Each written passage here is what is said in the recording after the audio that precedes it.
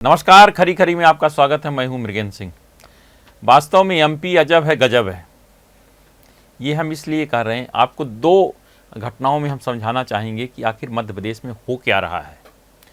और जबकि मुख्यमंत्री डॉक्टर मोहन यादव, मुख्य सचिव अनुराग जैन के स्पष्ट निर्देश हैं कि भ्रष्टाचार किसी भी हालत में बर्दाश्त नहीं किया जाएगा और जो अधिकारी कर्मचारी करेंगे उनके खिलाफ कार्रवाई की जाएगी। मतलब भ्रष्टाचार की जीरो टॉलरेंस की बात हो रही, लेकिन उसमें क्या हो रहा है आज हम आपको बताना चाहेंगे। पब्लिक वाणी उसको किया है कि जल निगम के गड़बड़ झाला कि तीरथ गोपीकांत से काम छीन लिया, लेकिन एमपी बाबरिया अंकित कंस्ट्रक्शन को दे दिया। ये देखिए आप, मुझे लगता है कि शायद मध्य प्रदेश के इतिहास में पहली बार ऐसा हुआ होगा कि जिस कंपनी ने फर्जी बीजी लगाई हो उससे नई बीजी लेकर उसको काम दे दिया जाए। वह भी तब जब हाई कोर्ट के निर्देश पे इस मामले में सीबीआई ने प्रकरण दर्ज करके जांच की है और सीबीआई ने प्रकरण दर्ज कर लिया 420, 467, 468 धोखाधड़ी के मामलों के तहत प्रकरण दर्ज कर लिया। उसके बावजूद भी उस कंपनी का कि 60 करोड़ रुपए की नई बीजी लेकर उसको काम दे दिया गया। इसके पीछे तर्क दिया जा रहा, काम प्रभावित होता, सरकार को कोई नुकसान नहीं हुआ। ठीक है, आपका तर्क मान लेते हैं, तो कल तो यही होगा, चोर चोरी करे, अब प्रकरण दर्ज हो जाए, बोले साहब गलती हो गई, वापस कर दो चोरी। क्या ये संभव है? मुझे लगता है शायद मध्य प्रदेश के इतिहास में पहली बार ऐसा हुआ है।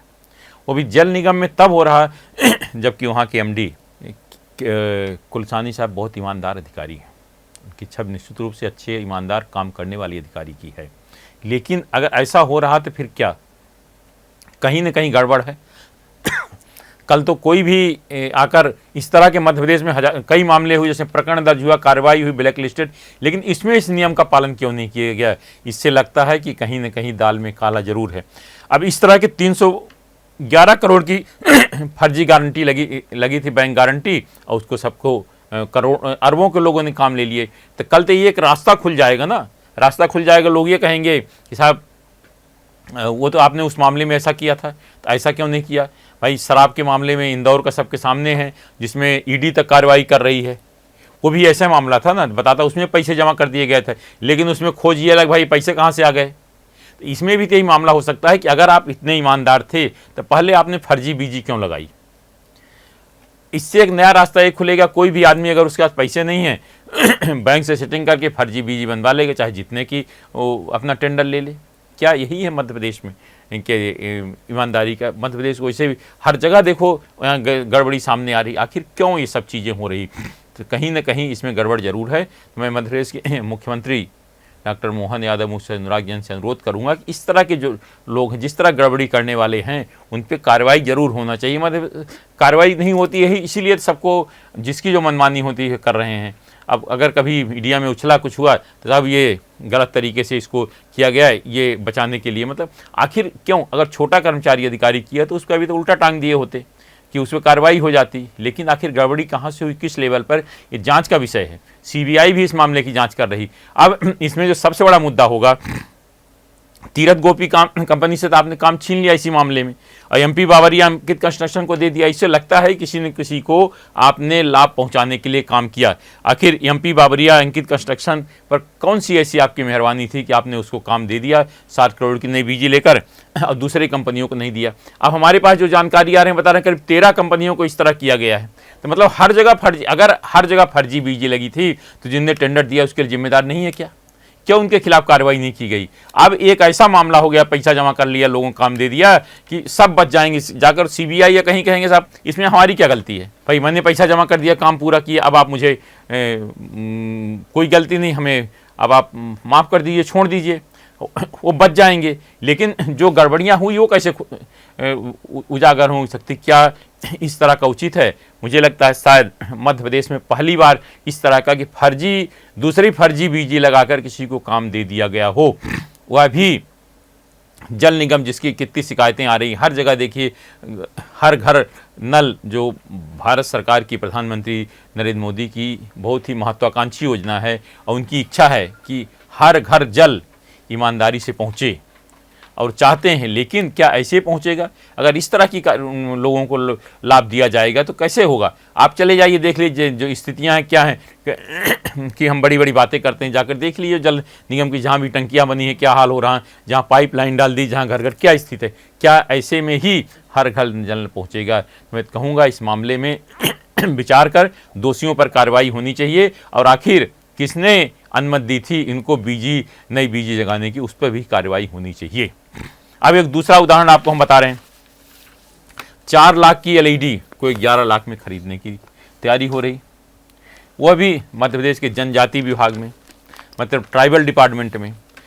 आखिर वो वहाँ ऐसा क्या? मध्य प्रदेश सरकार की आर्थिक स्थिति क्या है सबको मालूम है, रोज सरकार को काम चलाने के लिए लोन लेना पड़ता है। दूसरा 98 करोड़ रुपए बंदरबाट की तैयारी की जा रही। अब जब पब्लिक वाणी ने इसको उजागर किया है तो इस पर ईओडब्ल्यू ने शिकायत दर्ज कर जांच शुरू कर दी है। हो सकता है जल्दी ही इस मामले में प्रकरण भी दर्ज किया जाए। मैं नहीं कह सकता कि प्रकरण दर्ज होगा या नहीं होगा, लेकिन शिकायत दर्ज की गई, मैं आपको बता रहा हूँ। शिकायत की कॉपी भी हमारे पास है, वो आपको बता देंगे। लेकिन जो ये मामला है निश्चित रूप से बहुत गंभीर है। आप देखिए हमारे जो जनजाति भाई के हॉस्टल हैं बच्चों के, उनकी हालत कितनी ख़राब है, लेकिन लोग किसी ठेकेदार को लाभ पहुंचाने के लिए ऐसा क्यों किया जा रहा है? देखिए कौन है इसके पीछे सबको मालूम है। 2 लोग हैं, इंदौर के हैं, वो जो अधिकारियों के बहुत खास माने जाते हैं, नाम भी सबको मालूम है, और वही पिछले कई वर्षों से उसमें सप्लाई कर रहे हैं विभाग में। अब किससे जुड़े हैं ये सबको मालूम है, अगर इसको जांच कर ले सब पता चल जाएगा। क्या ट्राइबल ऐसे लोगों से चलेगा? क्या हमारे जो जनजाति बच्चे हैं उनके हॉस्टल के नाम पर आप इस तरह पैसा खा रहे हो? 98 करोड़ रुपए। अब बताइए कि 4 लाख की एलईडी 11 लाख में खरीदने का, उसका सब कुछ फाइनल भी हो गया, और उसके बाद अब उसको ठेका देने की तैयारी है।